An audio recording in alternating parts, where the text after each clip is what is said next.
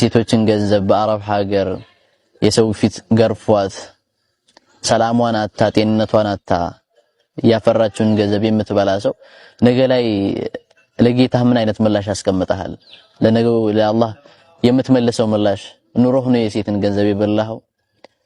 ያንተ የየቲሞችን ገንዘብ የበላህ የየቲሞችን ገንዘብ ያለ አግባብ የበላኸውስ ያ ለአላህ ምላሽ ኑሮህ ነው እውነት የበላኸው? ይሄን ነገር ነው ልናስብ የሚገባው። እያንዳንዱ ሁኔታዎች እንጠየቅባቸዋለን። በተለይ የሰው ሀቅ የሰው ገንዘብ በጣም ከባድ ነው። ለነገው ቤታችን ምን አዘጋጅተናል? ሁላችንም ራሳችንን የምንፈትሽ ያንን ነው።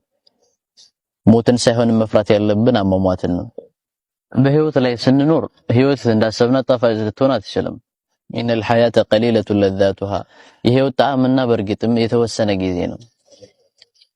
ትክክለኛ እውነት ደስታና ትክክለኛ እረፍት የምናገኘው ነገ በአኺራ አላህ ከሻለን ጀነት ስንገባ ነው። ሞትን ሳይሆን መፍራት ያለብን አሟሟታችንን ነው። አሟሟታችን ምን አይነት አሟሟት ሊሆን ይችላል? ዛሬ ላይ እኛ የሰው ገንዘቦች እንደ ግላችን ነው የምንጠቀማቸው።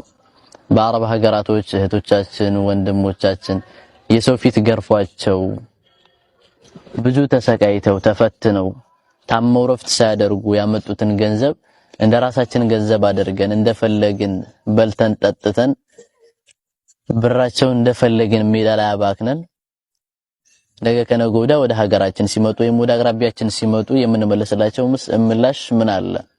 ይሄ ያው ሪሊጅን ሊሚት የሚያደርገው ነገር አይደለም። እምነት ጉዳይ አይደለም።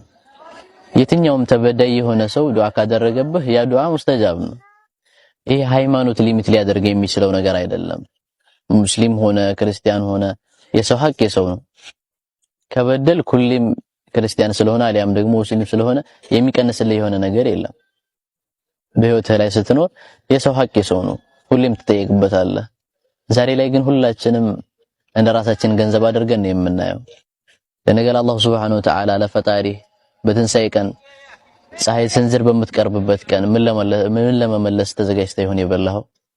ያንተ የየቲሞችን ገንዘብ ካላግባብ የበላኸው ነገ አላህ ፊት ስትቀርብ ምን ልትመልስ ይሆን?